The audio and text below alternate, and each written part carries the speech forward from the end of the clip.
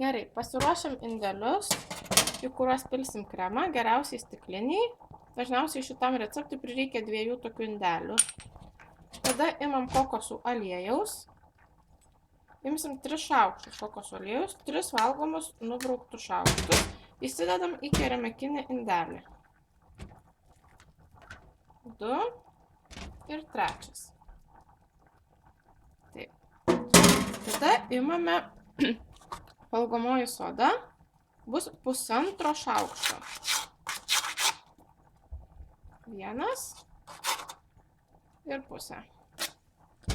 Ir tada naudojame arba bulvių krakmolą, arba kukurūzų miltus. Jų bus 2 šaukštai. 1, 2. Taip. Dabar tenka tik truputėlį pašildyti, kadangi elektrinė viryklė, tai labai greitai tik uždedu indelį ir nelaukiam, kol kokosų aliejus visiškai ištirps. Jis turi pasidaryti tik truputį skystesnis. Gali būti, kad dugniais pasidarys skystas, bet paviršius skystas nepasidarys. Nelaukiam skystas, kad būtų dėl to, kad eitų gerai įtrinti krakmolą arba kukurūzų miltus ir sodą. Dabar jis pasidarė jau skystesnis.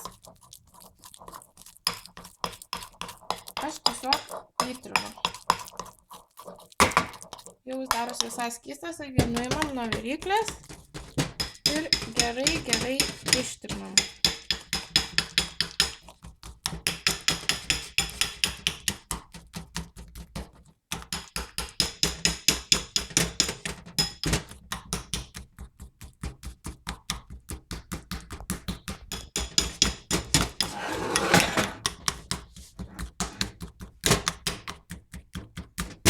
Stengiamės nepalikti gumuliukų. Kur tik apelsinų kažkoks. Apelsinų aliejus pilsime tik pačiame gile.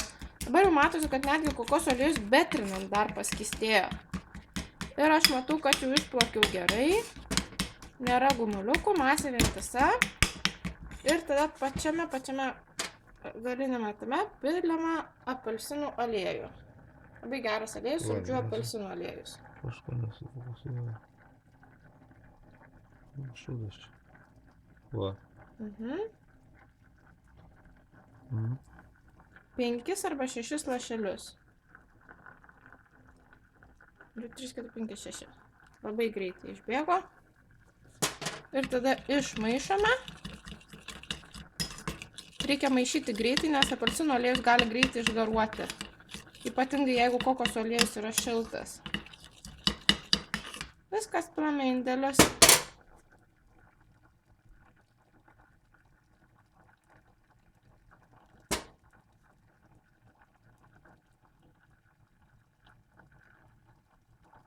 Kaip ir sakiau, šitam receptui prireikia dažniausiai tokių 2 indelių.